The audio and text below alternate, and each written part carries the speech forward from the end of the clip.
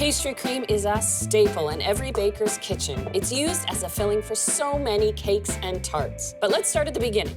A classic vanilla bean pastry cream. I start with a cup of milk that I bring to a simmer on medium heat. You can use whole milk, 2%, or even 1%, but I don't recommend using skim for a pastry cream. You want that richness cooked in there. Also, when it comes to deciding what type of pot to use for your pastry cream, you want to pick a heavy bottom pot so the pastry cream cooks evenly. It's important and recommended to cook using a stainless steel pot. If you cook in an aluminum pot and whisk the pastry cream, there's actually a transfer of color and your pastry cream can turn gray. That's not what you want. I'll add about 1.5 teaspoons of vanilla bean paste. I do like to use the paste or a bean, especially when you're going to see it, as we are in these strawberry cream tarts. For the eggs, 3 eggs, but just the yolks. The whites I'll actually save for the souffle I'll be making later on. I'm going to grab a little bit of butter, 2 tablespoons that I'm going to put in this bowl that I have ready to strain the pastry cream into. A pastry cream is thickened by egg yolks and cornstarch. I'll add 2 tablespoons to the yolks. And I see that the milk is just coming up to a simmer, so now I can add the sugar, 3 tablespoons. Add your sugar right before you're about to add your milk. If sugar sits in contact with raw egg yolks, it actually develops a bit of a skin, and then you just have a few more lumps in your pastry cream. I whisk everything together. And the next step is called tempering. Tempering is that gradual addition of hot milk to cool eggs and cornstarch, just to even up the temperature so that the pastry cream stays smooth and silky. The entire mixture goes back into the pot, and then on medium heat again, you want to whisk this constantly until it thickens up. There we go. So it's important to push it through a strainer. You can use your spatula or use your whisk.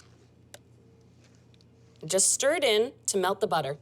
And the final step, as the pastry cream cools, to put plastic wrap directly on the surface of the custard. No putting skin here. So the plastic prevents that altogether.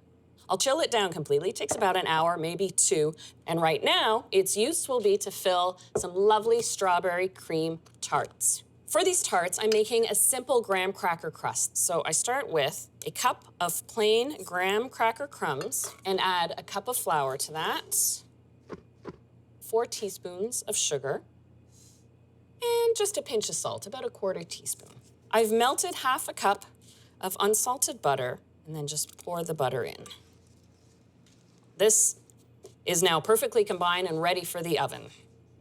It is a crumbly mixture, and I've lightly greased a mini tart pan, and then I just simply spoon a generous tablespoonful into each shell, and then just press it into the bottom and up the sides.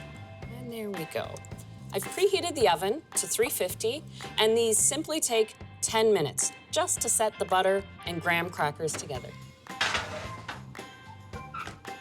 When they come out of the oven, there's just a little bit of browning to them, but they really don't change their appearance. I have some of the tart shells already cooled and ready for filling. Now it's time to fill them. So the pastry cream has chilled completely. It's always a good idea to give the pastry cream a little stir before you fill or use it. Using a pastry bag is the easiest way to fill the little tarts in the most tidy manner. Before I start filling, I like to pop the tart shells out of their tin and then just fill it right to the top, just like so. And now that the pastry cream is fully chilled, you won't get a pudding skin, so these don't have to be covered at this point, except with your garnish, of course. In this case, nice strawberry half, but a vanilla bean pastry cream suits any berry topping. It is simple, and it's also quite elegant.